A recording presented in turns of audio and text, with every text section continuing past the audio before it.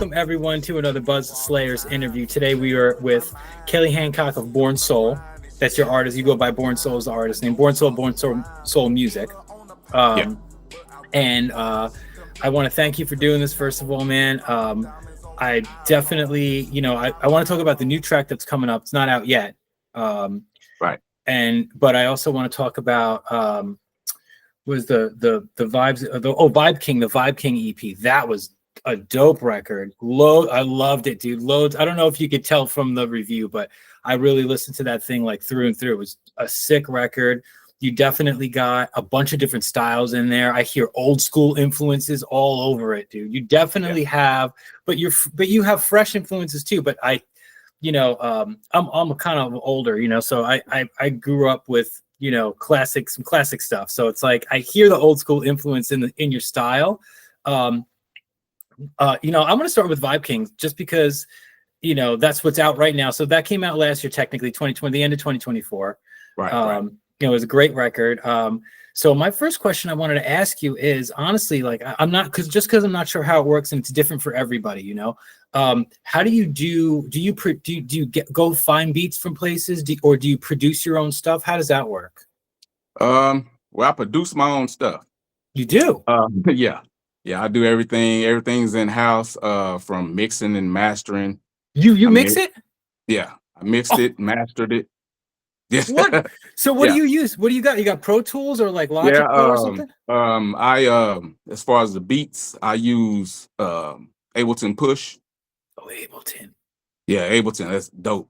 Yeah, I know. That's dope. I mean, expensive.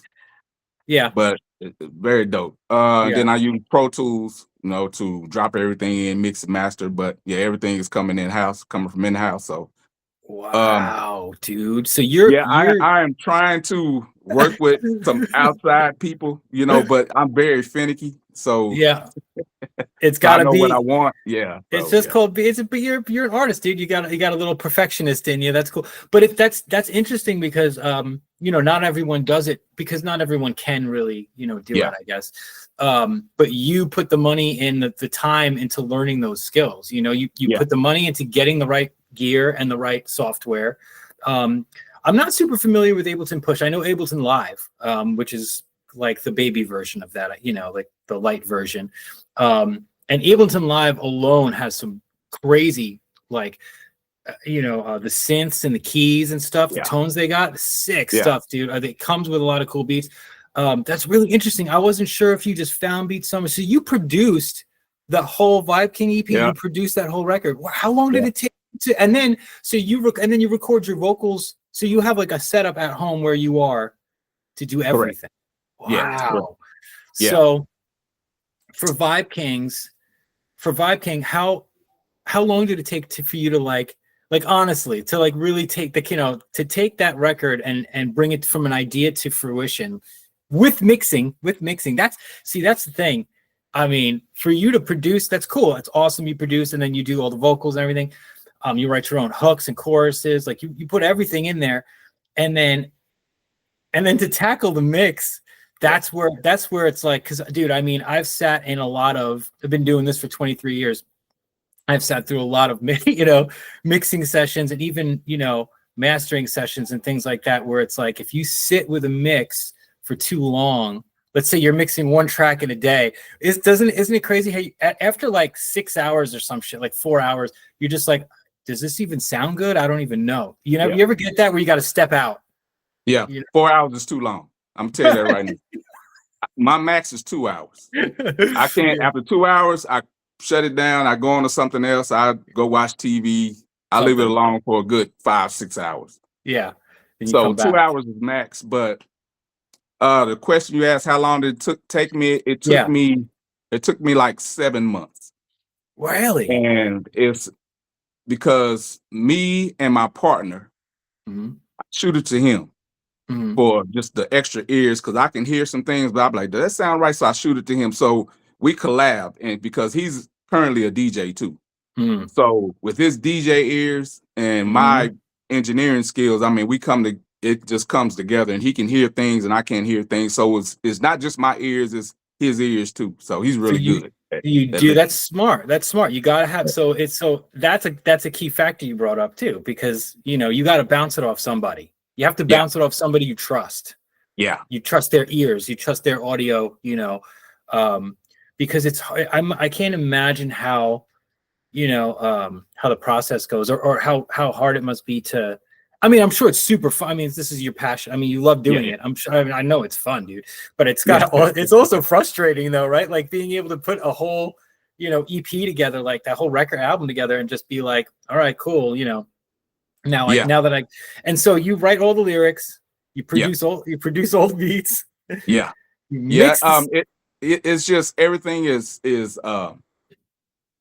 I write this, and I tell my partner this. I write this movie script in my head.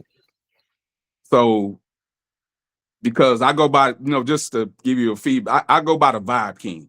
It's patented, trademarked, and everything. I go by the Vibe King because I'm trying to bring a certain aura to my music. So once you put the headphones on, you engulfed into my world. When I'm that vibe within that song, what I'm trying to bring to you, it just surrounds you, and that's what I try to bring to the table. So it's sometimes immediately the idea comes down on the board, but most of the time it's like, this crap, it's but the more and more I do it, because I've been getting up at 3:30 in the morning since 2015.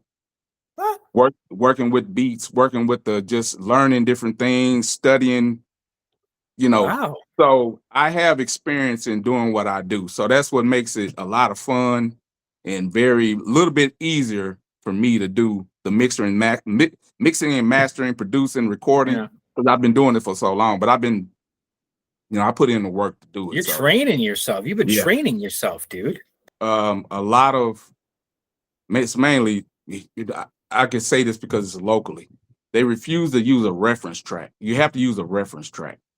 Right. And they refuse. Yeah, they refuse. It's just like, I don't want my stuff sounding like such and such, but it's not the point you're trying to sound like, but you're listening for the quality, where stuff is sitting, like where the vocals are sitting, where the drums are sitting, where the hi-hats are sitting. Exactly. How thick the low end, the kick drum is, all that shit. Yeah. That's what reference tracks are for. Everyone should have reference tracks to be able to try and explain to somebody else, like, oh, this is kind of what I'm going for. Because people that are in the game long enough, they'll understand that the person that is mastering their stuff or mixing their stuff doesn't take that like, oh, I want it to sound like this song. That's not what you're saying. You're just looking at where the balance of things are. That's a musical dynamic audio balance. That's what you're looking at. Yep. So that's amazing that you did all that. So obviously you did the new track. You produced the new track yourself too. Obviously, how did this? So hold on. So wait.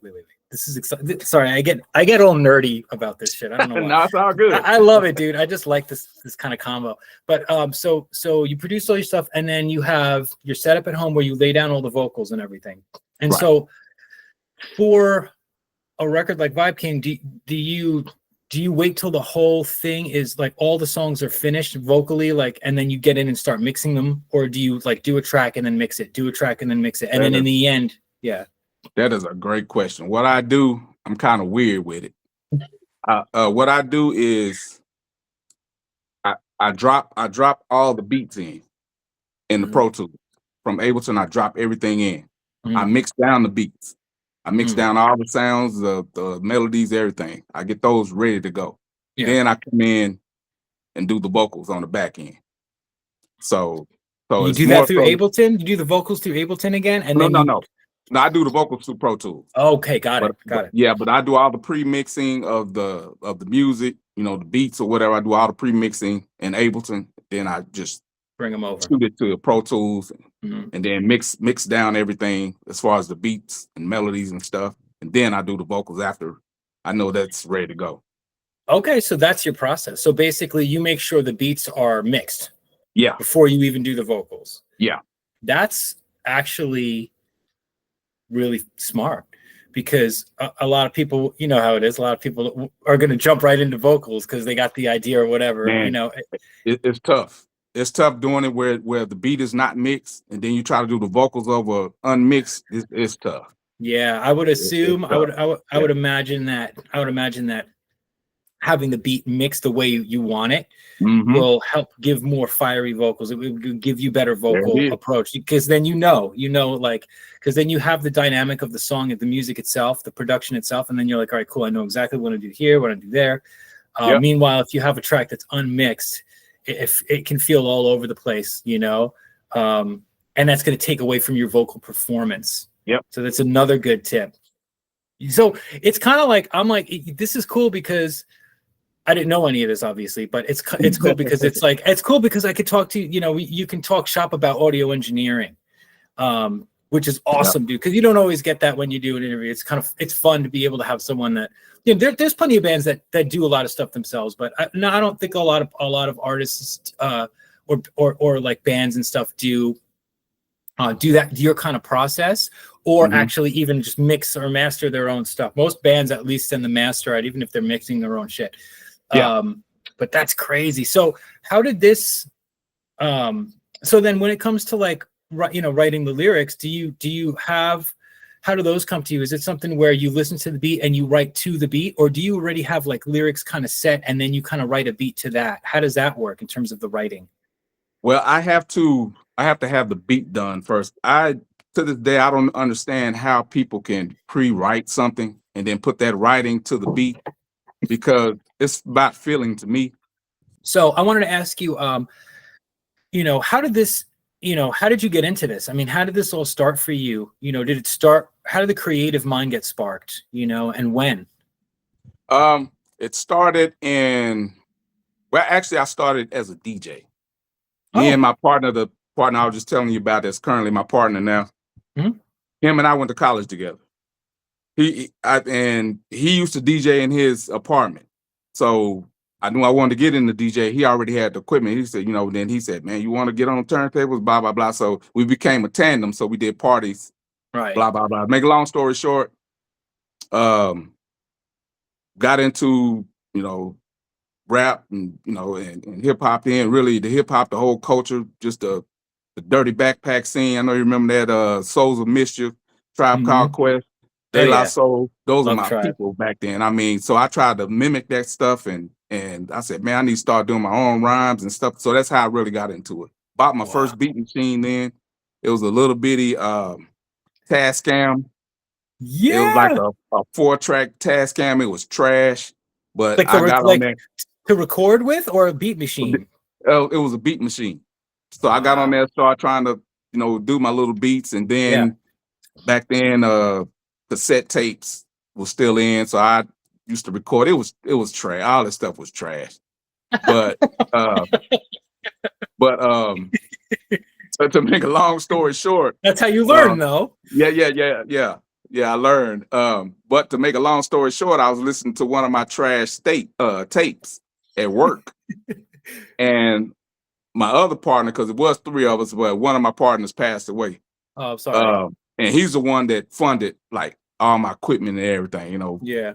But he's encouraged me to keep going, like in my soul. But yeah, he heard me and said, man, where'd you get that new Outcast from, or whatever? And I looked at him, I said, it's me. He said, that's you? He's like, yeah, man, you sound just like, because his first cousin. I can see that for sure, though. You do sometimes, yeah. His first cousin was Big Gip. Is Big Gip from the Goody Mob. Oh, okay. Yeah. So he said, yeah, let me let my cousin hear this, and blah, blah, blah. So he got with me. He called me on the phone. He said, man, you want to get in the studio and blah. So he funded everything. He paid for everything, and that's how we got going. That's how I got going. Yeah. Wow, dude. That's incredible. I mean, it's just cool too. You hear people's stories about where they started and like how that you started as a DJ with your partner, and then you had another partner who, unfortunately, sorry to say, passed away.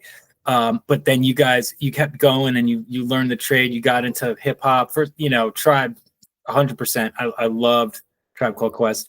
De La Soul, you definitely between Tribe, De La Soul, and cassette tapes. I think you're around my age. I'm, From there, man, I taught myself. You taught yourself. Yeah, my partner came in one day with bags and bags of equipment and said, man, here. Because let me back up just a little bit. Yeah. When he asked me to come in and record, we used another producer. Right. And I was not comfortable with that whole process. It was just getting in the booth. I was going off his go, and it was. And I told my partner at the time, I said, "Man, I could do this stuff myself. I had my own equipment." He said, "Oh, you can do all this yourself?" I said, "Yep, I have my own equipment," but I didn't think anything of. I'm just talking to him small talk. The next thing I know, he knocking on my door with bags, with a keyboard, with speakers. He said, "I don't know how to work none of this stuff." He said, "Have it." So I set all that stuff up. I didn't know what the crap I was doing, but rest is history. Put it that way. That's how I got it going. Yep. Wow, that's kind of like crazy. It's kind of like magical in a way, dude. Just be like, oh, next day or whatever, however long later, boom, here's bags of that's like Christmas. I'd be so excited about that. I'd be like, oh, that Christmas doesn't express the excitement and the joy. Yeah. Oh my gosh. Wow. And then you just never stopped and you dove right in. Wow, man. It's in my DNA now, man. I love that. Yeah. So what about like live shows? Do you perform live at all?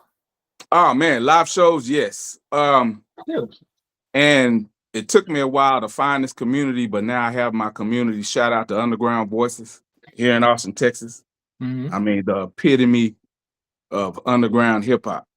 So they have an open mic every Monday. I'm in there like clockwork, just performing. So now everybody knows me by face. I know them.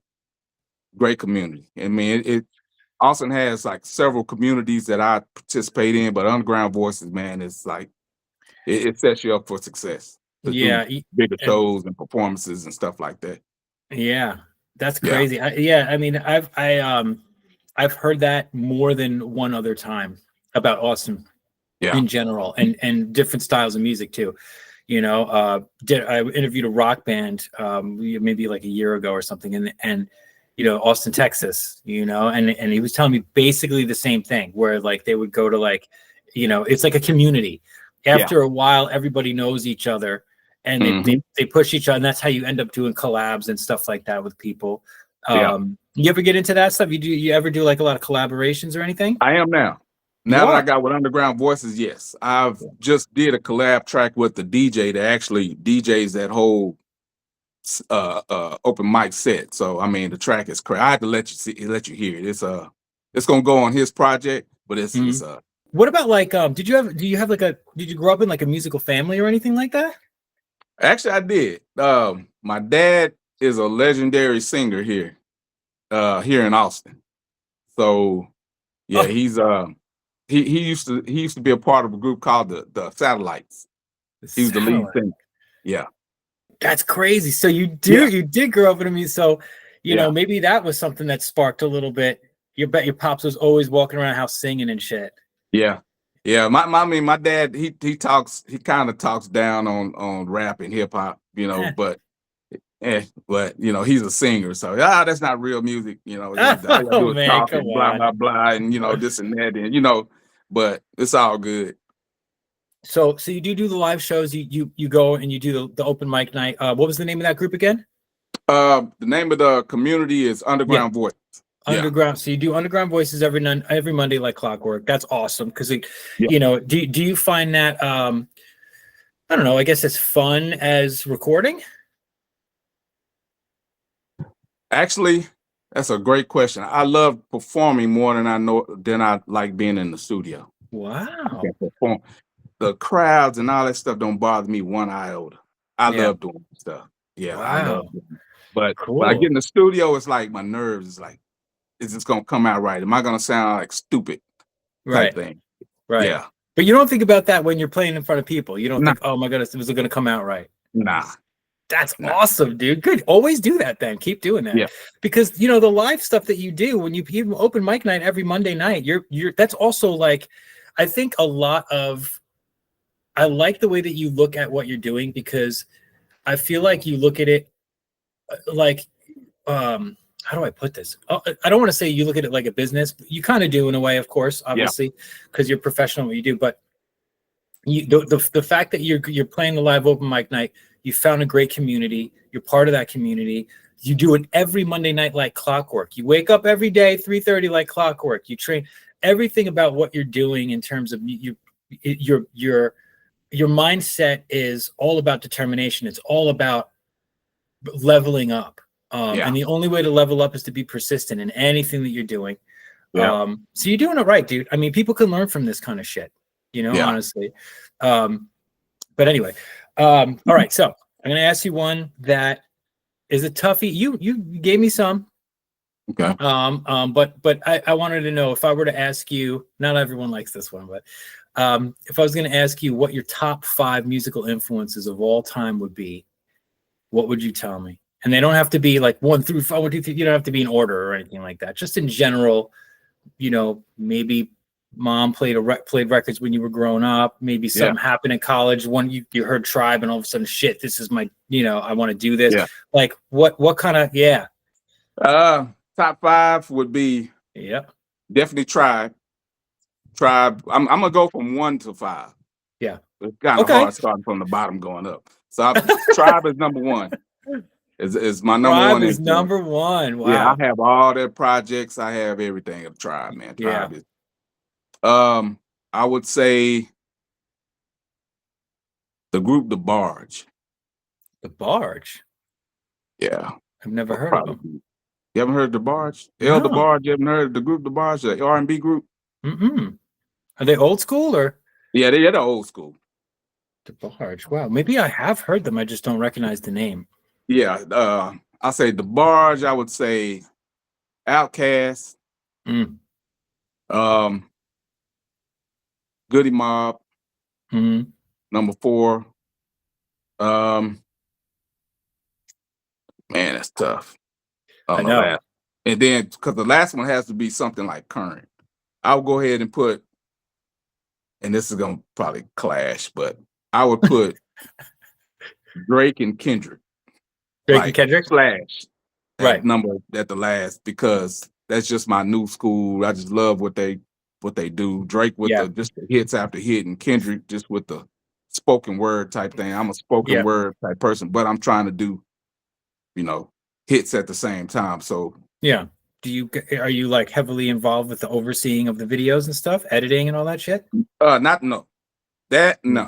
I just, obviously I put my ideas, concept, give it to the videographer. He's really good. I push his button sometime where he's like, man, I never heard of doing that before. You push. I said, yeah, man, I'm trying to. So I push him, but I don't do the video thing. I leave it all to him. Right. Okay, so that's where you step out for a minute. Yeah, you give the idea. You got a bit of a vision. You let them know. But is it usually the same guy you go to? Yeah. Okay, cool. That's good. You got to have those people. Your partner that you bounce, ideas off of. Your videographer that does the videos. That's always important. So the new track, is it just called Yo-Yo, or what's it called? Yeah, just called Yo-Yo. Okay. And the whole concept behind that song is basically, tying into hearing now, with the whole dating and relationships situation with men and women, and just all over the place. Misconceptions all over the place. Folks interpreting things wrong. So that is pretty much a song about me seeing a young lady. We into each other, but we're playing these games with each other. So it's like she's yo-yoing with my brain, and I'm playing with hers, and it's just we just playing with each other. And that's the game. You guys just both do it. Yeah, I picked up on a lot of that from the track. There was, speaking of nonstop, there was some parts of that song where you were just like, I was like, dude, so just from another nerdy audio engineer kind of standpoint, when you are tracking vocals to accomplish something like that, is that actually one shot, or are you like you lay out half and then you come into the other half of the bar? To be honest, sometimes it takes me 4 hours to do one line. Wow. Because the perfection level, I already don't. I hate the studio. It makes me nervous. So if I'm gonna be in there, it needs to be like perfect. Nothing's perfect, but you're gonna be perfect today, messing with me with these vocals. So I try to be as perfect as I can. So with that part, it didn't take me that long, but for the most part on that Vibe King, I mean, some of those lines, man, it took me like it just didn't sound right. Vibe King is out now. That's the latest record. Anyone that's watching this should definitely check out Vibe King because it's insane. And then look out for Yo Yo coming out on the 5th. Hopefully the video's out by then. That'd be great.